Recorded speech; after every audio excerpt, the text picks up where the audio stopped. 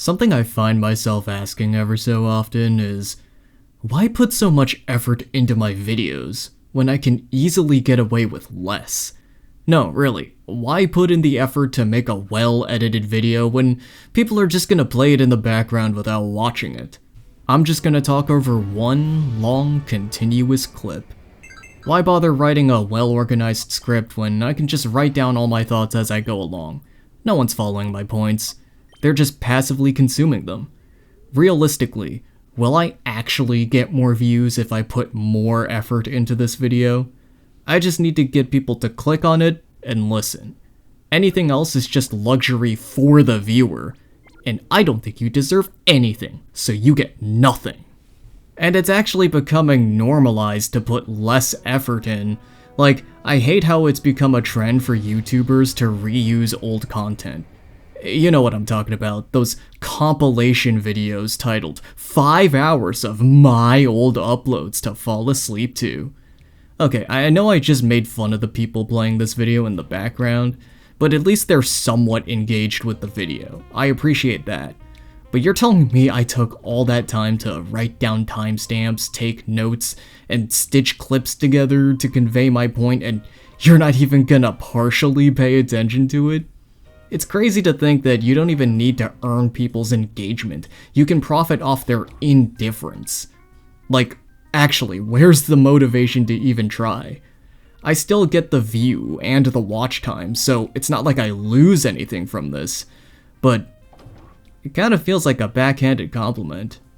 Now, ultimately, I understand why some people do this, including some creators I like.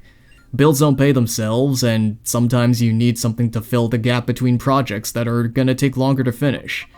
This is ultimately an issue with how YouTube punishes not pumping out content every single day, and consequently, encouraging quick and low-effort content. I am not directing hate towards creators that do this, I'm directing hate towards the trend. But I understand some YouTubers might still take this personally, so sorry in advance, I guess. But hey, at least they're reusing their own content that took effort to make. I'm sure you've all seen videos showcasing the insane amount of AI-generated slop on YouTube. Now, apparently, YouTube is starting to make an effort to crack down on it, but at this point, there's just way too much of it to track. It might be too little too late at this point. Hell, I've heard it's getting even worse now, like people are using AI to generate old people to tell sap stories and beg their audiences for money and shit, as if there weren't already enough slimy people in this world. And of course, this type of content feeds even more into the uninspired, no need to improve mindset. Why even make your own content, am I right? It preys on the passive consumer, just putting stuff on in the background or falling asleep to stuff while letting YouTube autoplay through whatever it decides to show them next. This type of content benefits in the exact same way as I mentioned with those reused video compilations. Poetry rhymes, I guess.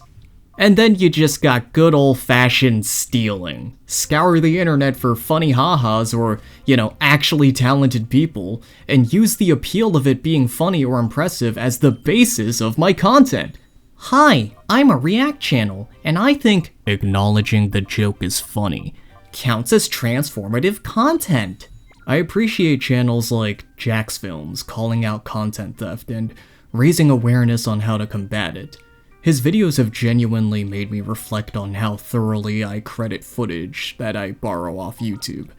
I've always given credit for any supplementary footage that isn't mine, but I would usually relegate it to a footnote on screen or crediting everything at once at the end of the video.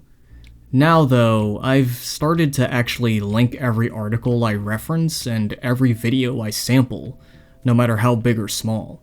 I know that sounds like common courtesy, but believe it or not, some YouTubers actually consider this a bad practice, because it potentially directs traffic away from your video. Even though most people realistically won't even look at the description, why even give them the chance, right? Or so I'm told at least.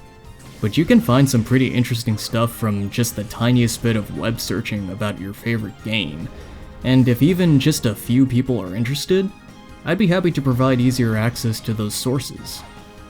Hey, future bubble tea here, so this is the part where I stopped writing and figured I could just come back later and write more, but unfortunately, I just can't be bothered.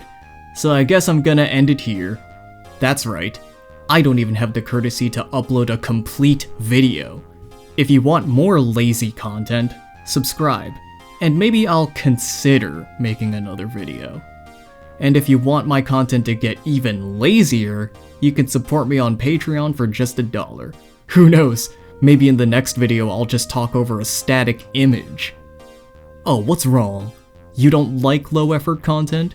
What are you, some kind of human being with standards? Well, I guess you can go over to my other channel where I spend most of my time. Unfortunately, all I have over there is video essay slop about JRPGs. Anyways, thank you all for watching, and I'll see you in a few months. Maybe.